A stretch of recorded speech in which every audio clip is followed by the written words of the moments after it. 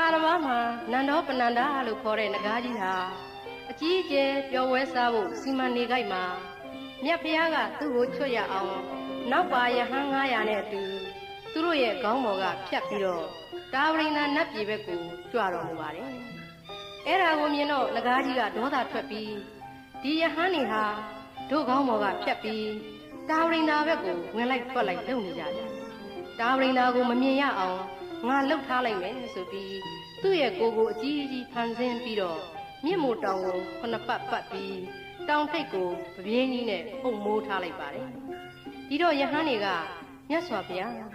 တပည့်တော်တို့ဟာခါတိုင်းဒီနေရာကိုရောက်ရင်မြင့်မို့တောင်ကိုမြင်ကြရပါတယ်ခုတော့ဘာဖြစ်လို့မမြင်ရပါသလဲလို့မေးလျှောက်တဲ့အခါမြတ်စွာဘုရားကအိုးချစ်သားတို့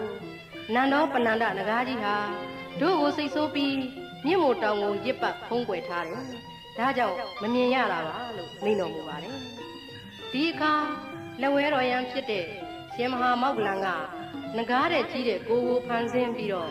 နဂါးကြီးရဲ့အပေါ်ကနေ14ပတ်ပတ်ပြီးညှစ်ထားလိုက်တော့တယ်နဂါးကြီးကအခိုးလျံလေးလွတ်ပေမဲ့ရှင်မဟာမောက္ကလန်ကိုမထိဘူးရှင်မဟာမောက္ကလန်ကလွတ်တဲ့အခိုးလျံလေးကသာနဂါးကြီးကိုထိတယ်ဒီတော့နဂါးကြီးကိုတကိုးအမျိုးမျိုးဖန်ဆင်းပြလိုက်ပါတယ်ရှင်မောက္ကလန်ကဂလုံကြီးအောင်ဖန်ဆင်းပြီးနဂါးကြီးကိုလိုက်တော့မှ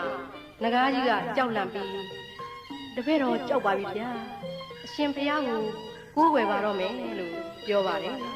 ဒီတော့မှရှင်မောက္ကလန်ကလာခဲ့ဆိုပြီးမြတ်စွာဘုရားစီကိုခေါ်သွားတော့မှ